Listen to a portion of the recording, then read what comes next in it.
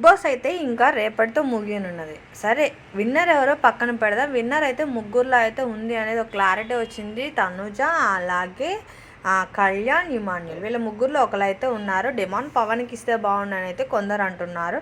Okay, ఇవన్నీ పక్కన పెడితే ఇంకా బిగ్ బాస్ హౌస్లో సెలబ్రిటీల హంగామా అయితే గట్టిగానే ఉంది ఈరోజు. ఏంటి అంటారా, లయా శివాజీ గారు ఆల్రెడీ మూవీ తీశారు కదా, దాని గురించి ప్రమోషన్ భాగంగా ఒక్కొక్కరు వచ్చారనమాట.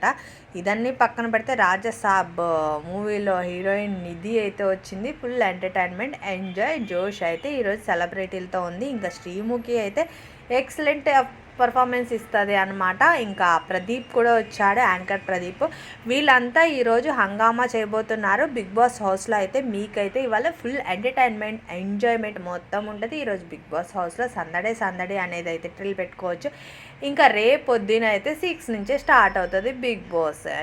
టాప్ 5లో ఉన్న వాళ్ళ గురించి డిస్కషన్. ఈరోజు అయితే బిగ్ బాస్ హౌస్లో అంతా సెలబ్రిటీల హంగామా, నాగార్జున గారి హంగామా ఇవన్నీ కామన్గానే ఉంటాయి. వీకెండ్ వచ్చిందంటే అంతే కదా. ఇంకా నో చర్చలు, నో మీటింగ్స్, ఓన్లీ ఫన్నే ఉంటుంది ఈరోజైతే. ఇంకా ఎనీవే అందరిది బిగ్ బాస్ జర్నీ టాప్ 5లో ఉన్న వాళ్ళందరిది ఎలా అనిపించింది మీకు నాకు కమెంట్ రూపంలో తెలపండి. విన్నర్ ఎవరు అనుకుంటున్నారా?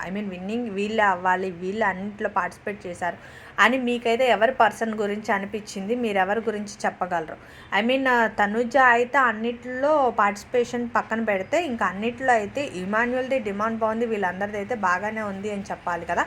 ఎనీవే చూడాలి. ఇంకా ఇలాంటి అప్డేట్స్ కోసం అయితే ప్లీజ్ సబ్స్క్రైబ్.